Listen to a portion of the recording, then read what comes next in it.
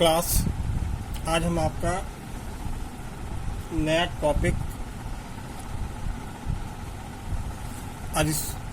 Adsorption जो कि surface chemistry unit में इंट्रोड्यूस किया गया है उसको हम डिस्कस करेंगे। तो surface chemistry the branch of physical chemistry which deals with the phenomena that occur at the surfaces. The physical boundary any condensed phase is called surface.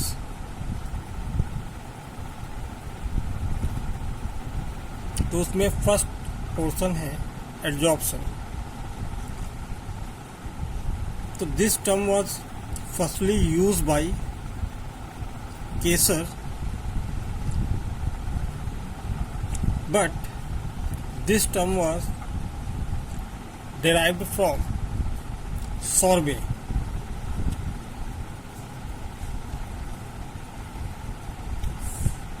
Adsorption जो है वो सॉर्बे टर्म से डिराइव किया गया, जिसका मतलब होता है सकअप। ठीक है, डेफिनेशन क्या है? To the existence of concentration of an particular component known as absorbate at the surface of a liquid or solid phase known as adsorbent then is present in the bulk. It means कोई भी substance basically gases को introduce कराया गया है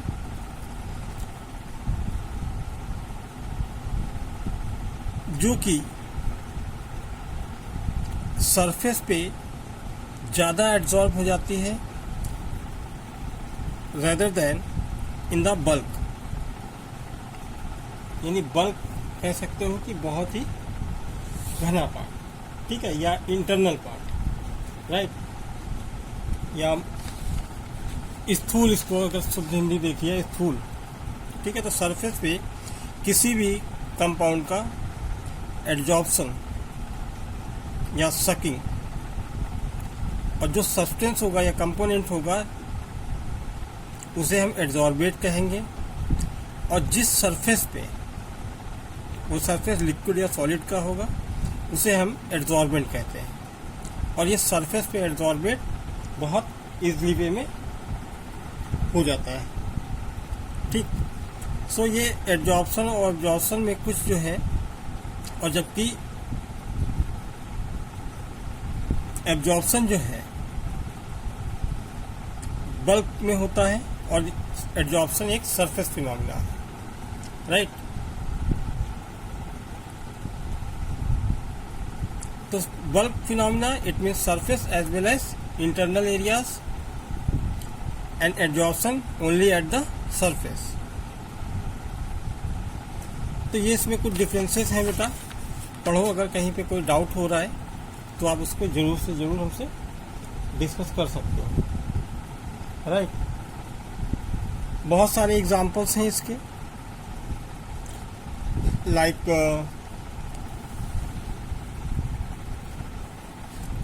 hydrogen, oxygen, chlorine adsorb at the charcoal powder and humid या moist air kept in a silica gel. Then water molecules adsorbed at the surface and air is humid free या moist free. Total water molecules are adsorbed. फिर आपका एक portion आता है sorption. Basically इसमें ये जान लीजिए कि सॉर्प्शन, जैसे यहाँ पे एडजॉर्प्शन बेटा दिया हुआ है कंसंट्रेशन, तो ये बाहर का जो सरफेस है वो क्या है C1, और ये जो इसके ऊपर सरफेस पे दिया हुआ है ये C2। तो C2 is greater than C1, यानी जो पूरे एरियाज में फैला हुआ है उसको क्या बोलेंगे, C1, और ये क्या है, C2।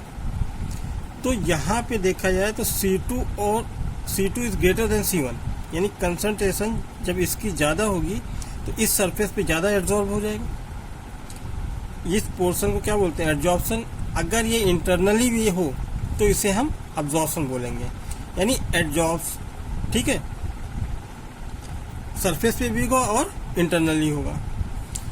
इन्हीं सॉर्प्शन को, यानी absorption as well as adsorption, both process takes place simultaneously are called sorption.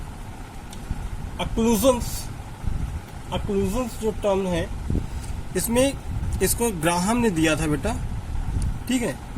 तो किसी भी गैस का मेटल द्वारा एब्जॉर्प्शन क्या कहलाता है, अक्लूजन्स कहलाता है। निगेटिव वो नहीं पढ़ना है। रीजंस ये हैं, हालांकि हम इसको नहीं करा रहे हैं। रेसिडुअल वैकेंसीज, देखिए जो डी ब्लॉक एलिमेंट हैं उनमें फ्री वैकेंसीज होती हैं।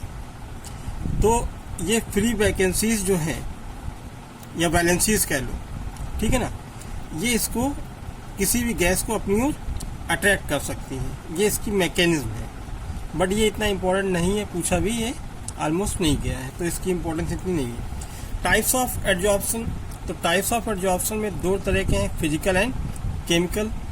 ये किस पे होंगे, on the basis of binding forces attack between the absorbent and absorbent molecule. ये दो टाइप का होगा, फिजिकल एंड केमिकल एब्जॉर्प्शन। इसको भी आप लोग एज अ कंपेयर में मैंने दिया है, आप सभी लोग इसको पढ़ोगे, कोई प्रॉब्लम होगी तो आप हमसे फर्दर डिस्कस करना। ये कुछ अफेक्टिंग फैक्टर बेटा दे रखे हैं, absorption of gas on solid surfaces. All the gases absorb on all solid surface and extent of absorption depend upon the following factors. तो ये अफेक्टिंग फैक्टर्स हैं एब्जॉर्प्शन के। तो ये दिए हुए हैं, आप इसको अपनी लैंग्वेज में चाहो तो इसको नोट करना या इसको समझ लो, ठीक है। जैसे जैसे जिसका क्रिटिकल टेम्परेचर ज़्यादा होगा, ठीक है, क्रिटिकल टेम्परेचर जिस पे कोई भी gas the maximum temperature at which gas can be liquefied easily. तो जितना ज़्यादा जिसका क्रिटिकल टेम्परेचर होगा वो उतनी ज़्यादा उसमें एब्जॉर्प्शन कैपेसिटी होगी, ठीक है। तो ये एक फैक्टर है, तो इसको आप लोग देखोगे, अगर कहीं भी कोई डाउट हो रहा तो इसको पूछ सकते हो, ठीक। नेचर ऑफ एब्जॉर्बेंट, तो नेचर ऑफ एब्जॉर्बेंट की बात करें तो यहाँ पे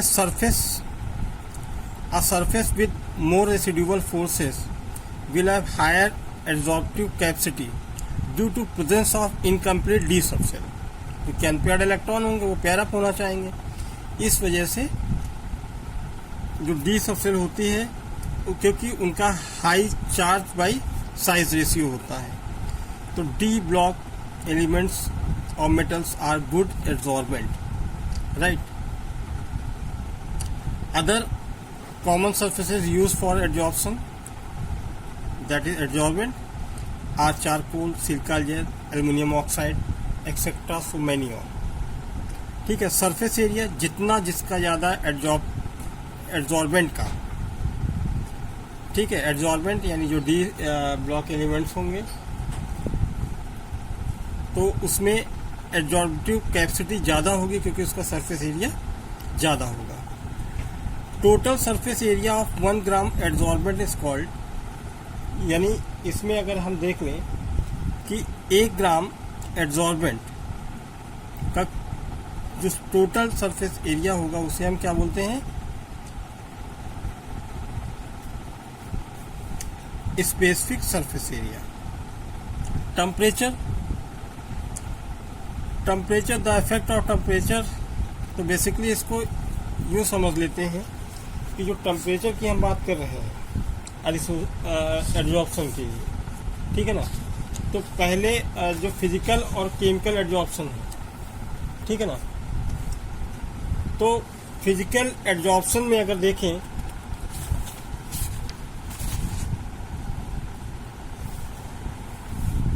तो फर्स्टली जो है एडजॉर्प्शन क्या करेगा, बढ़ता जाएगा। टेम्परेचर बढ़ाने के साथ साथ फिजियोसॉर्प्शन डिक्रीज करेगा, ठीक है। While chemical sorption firstly at particular temperature increase करेगा, लेकिन जो डिसऑर्प्शन होगा वो क्या होगा, वो भी बढ़ता ही जाएगा। और एडजॉर्बेंट या एडजॉर्प्शन जो पावर होगी वो घटती जाएगी। ओके, तो आज सिर्फ हम इतना ही आपको एक्सप्लेन कर रहे हैं, ठीक है। और फिर आपका होगा एडजॉर्प्शन इज अ आइसोथर्म। तो इस पार्ट को आप लोग पहले अपने से देखो, अगर कहीं पे कोई दिक्कत आ रही, फ्रेंडलिक ने इन्होंने दिया था, इसको मैंने शॉर्ट करके दिया हूँ, अगर उसमें कोई दिक्कत आ रही तो बताओ, उसको हम नेक्स्ट वीडियो में आपको शो ऑफ करेंगे। Okay, thank you.